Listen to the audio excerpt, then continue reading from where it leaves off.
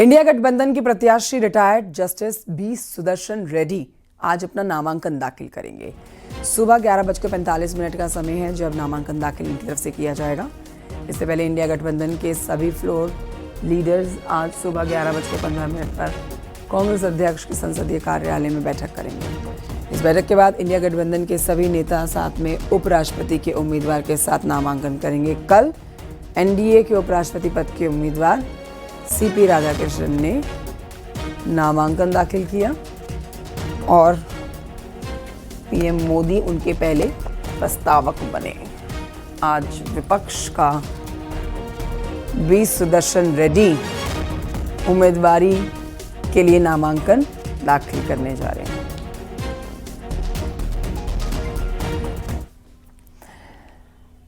कल उपराष्ट्रपति चुनाव के लिए एनडीए उम्मीदवार सीपी राधाकृष्णन ने नामांकन कर दिया।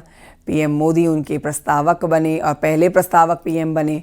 नामांकन के दौरान एनडीए के तकरीबन 160 सांसद और वरिष्ठ नेता मौके पर मौजूद थे। रिपोर्ट देखिए।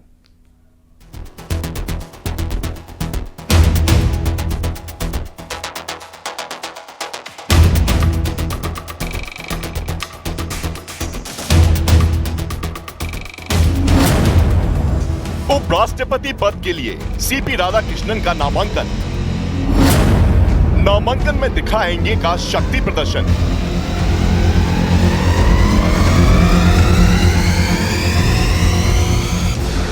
भारत के अगले उपराष्ट्रपति के लिए चुनावी दौड़ शुरू हो चुकी है।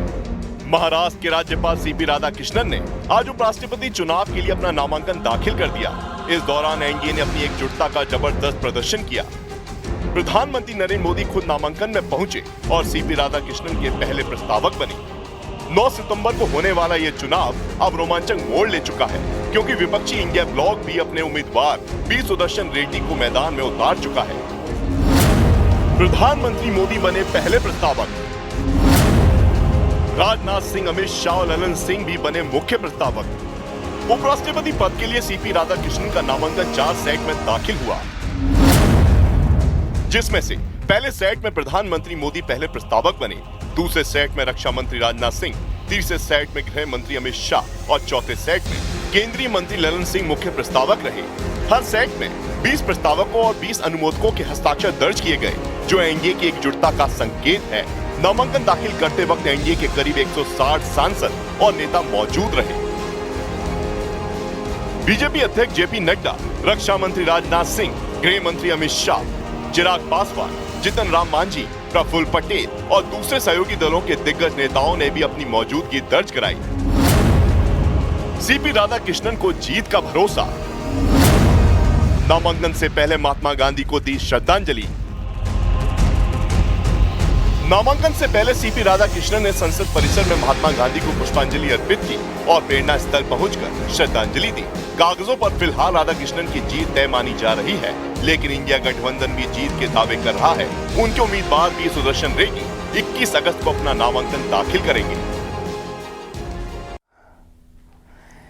उधर राज्यसभा में आज ऑनलाइन गेमिंग बिल पेश किया जाएगा। इसको लेकर बीजेपी ने राज्यसभा सांसदों को व्हिप जारी किया है। ऑनलाइन गेमिंग बिल कल लोकसभा से पास हो चुका है। इसके बाद आज इसे राज्यसभा में पेश किया जा रहा है। इस बिल में ऑनलाइन मनी गेम पर रोक और कानून का उल्लंघन करने पर जेल की सजा का प्रावधान होगा, जिसे आज राज्यसभा में पेश किया जाएगा। ऑनलाइन ऐप्स जिनका आप इस्तेमाल करते हैं, उससे जुड़ी ये महत्वपूर्ण जानकारी आपको दे रहे हैं। अब देखिए, जिसके खिलाफ यहाँ पर सरकार ने पहले लोकसभा में कल बिल पेश किया, जिसे वहां से पास किया गया। आज ये बिल राज्यसभा में पेश किया जाना है। जान लीजिए, आप जितने भी लोग ऑनलाइन ऐप का इस्तेमाल करते हैं, ऑनलाइन मनी गेम खेलते हैं, इस पर रोक और इस पर कानून उल्लंघन पर जेल का प्रावधान सरकार चाहती है, जिसको लेकर आज ये बिल, बेहद महत्वपूर्ण बिल, राज्यसभा में पेश किया जाना है। कि डिजिटल युग में ऑनलाइन गेमिंग एक बहुत बड़ा सेक्टर बन के उभरा है। इस सेक्टर में 3 सेगमेंट है। पहला सेगमेंट है ई स्पोर्ट्स, जिसमें टीम की तरह खेलते हैं लोग, एक कोऑर्डिनेशन होता है, एक स्ट्रैटेजी आती है और दुनिया में आज ओलंपिक्स में, एशियाड में भी इसकी चर्चा हो रही है। ई स्पोर्ट्स को बढ़ावा देंगे, प्रमोट करेंगे, एनकरेज करेंगे। दूसरा सेगमेंट है ऑनलाइन सोशल गेमिंग। ऐसे गेम्स जिसमें व्यक्ति एक तरीके से पैसा लगा के उसको और उसके बदले में पैसा मिलेगा, उस भावना से नहीं खेलता है। दिमाग के लिए, एंटरटेनमेंट के लिए, एजुकेशन के लिए खेलता है, तो वो ऑनलाइन सोशल गेमिंग को प्रमोट करेंगे हम इस बिल में। जो तीसरा सेगमेंट है ऑनलाइन मनी गेमिंग, जिसमें अभी लंबे टाइम से देखा गया है कि किस तरह से समाज में एक बहुत बड़ा इसका प्रभाव है, हानिकारक प्रभाव है। उसको ध्यान में रखते हुए तीसरे सेगमेंट को, मतलब 3 में से 2 सेगमेंट को प्रमोट करेंगे, 1 सेगमेंट को डिस्करेज करेंगे। दिल्ली पहुंचे यूपी के कृषि मंत्री सूर्य प्रताप शाही, जिन्होंने अखिलेश यादव पर तंज कसा। सूर्य प्रताप ने अखिलेश यादव के ट्विटर पर पलटवार किया और कहा कि अखिलेश यादव को खेती का कोई अनुभव ही नहीं है। अखिलेश सरकार में किसान परेशान था। समाजवादी पार्टी के अखिलेश यादव जी ने जो ट्वीट किया है, उनको खेती बाड़ी के बारे में किसी प्रकार का अनुभव नहीं रहा है। वो रसिया में पढ़े, खेत के मैदान में कभी गए नहीं, इसलिए उनको जानकारी भी नहीं है। उनके शासनकाल में किसान बदहाली का शिकार था। उत्तर प्रदेश के भीतर 50 जनपद सूखा से ग्रस्त थे, लेकिन किसान जो है वो अखिलेश यादव जी की सरकार से फई में वो सिने कलाकारों के साथ जो है वहाँ पर जश्न मना रही थी। और अब उन्हें जब वो सत्ता से बाहर है तो किसानों के बारे में उन्होंने जो वो चर्चा करते हैं। मुरादाबाद पहुंचे यूपी बीजेपी अध्यक्ष भूपेंद्र चौधरी ने अखिलेश यादव पर निशाना साधा। भूपेंद्र चौधरी ने कहा है कि कन्नौज में समाजवादी पार्टी ने 2012 में डिंपल यादव को निर्विरोध चुनाव जितवाया, किसी को नामांकन तक नहीं करना पड़ा। सुनिए क्या कह रहे हैं।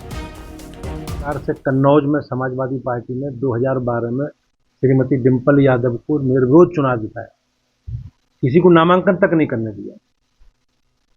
तो ये पिछले चुनावों से जिस प्रकार से माननीय मोदी जी के नेतृत्व में, योगी जी के नेतृत्व में लोगों का विश्वास भारतीय जनता पार्टी की कल्याण की नीति और नेतृत्व के प्रति लोगों का विश्वास है, उससे ये बौखला करके इस प्रकार से संवैधानिक संस्थाओं को अपमानित करने का काम कर रहे हैं और ये निश्चित रूप से देश के लोकतंत्र के हित में नहीं है।